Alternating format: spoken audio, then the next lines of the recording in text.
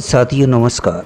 मित्रों, मंत्र 12 में कहते हैं, जो मनुष्य विनाशशील स्त्री, पुत्र, धन, मान, कीर्ति, अधिकार आदि इस लोक और परलोक की भोग सामग्रियों में आसक्त होकर उन्हीं को सुख हेतु समझते हैं तथा उन्हीं के अर्जन सेवन में सदा संलग्न रहते हैं, इन भोग सामग्रियों की प्राप्ति, संरक्षण तथा वृद्धि के लिए उन विभिन्न देवता, पितर और मनुष्य आदि की उपासना करते हैं, जो स्वयं जन्म मरण के चक्र में पड़े हुए होने के कारण अभावग्रस्त और शरीर की दृष्टि से विनाशशील हैं।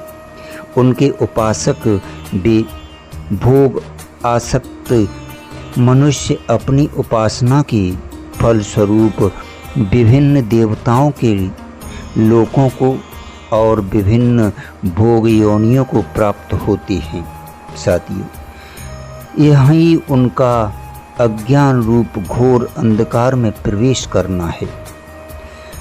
मित्रों, दूसरे जो मनुष्य शास्त्र के तात्पर्य को तथा भगवान के दिव्य गुण, प्रभाव, तत्व और रहस्यों को ना समझने के कारण ना तो भगवान का भजन ध्यान ही करते हैं और ना श्रद्धा का अभाव तथा भोगों में आसक्त होने के कारण लोक सेवा और शास्त्र विहित देव उपासना में ही प्रवृत्त रहते हैं।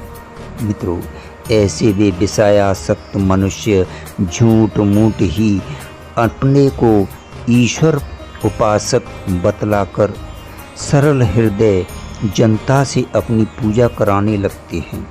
ये लोग मिथ्या अभिमानी कारण देवताओं को तुच्छ बतलाते हैं और शास्त्र अनुसार आवश्यक कर्तव्य देव पूजा तथा गुरुजनों का सम्मान सत्कार करना भी छोड़ देते हैं।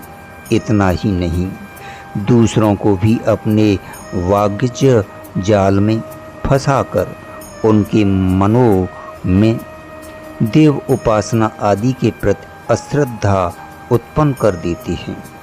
मित्रों, ये लोग अपने को ही ईश्वर के समकक्ष मानते मनवाते हुए मनमाने दुराचरण में प्रवृत्त हो जाते हैं।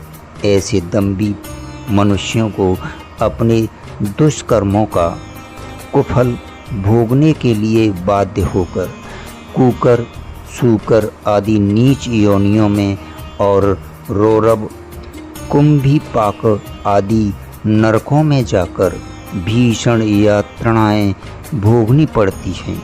यही उनका विनाशशील देवताओं की उपासना करने वालों की अपेक्षा भी अधिकतर घोर अंधकार में प्रवेश करना है। धन्यवाद, शुक्रिया।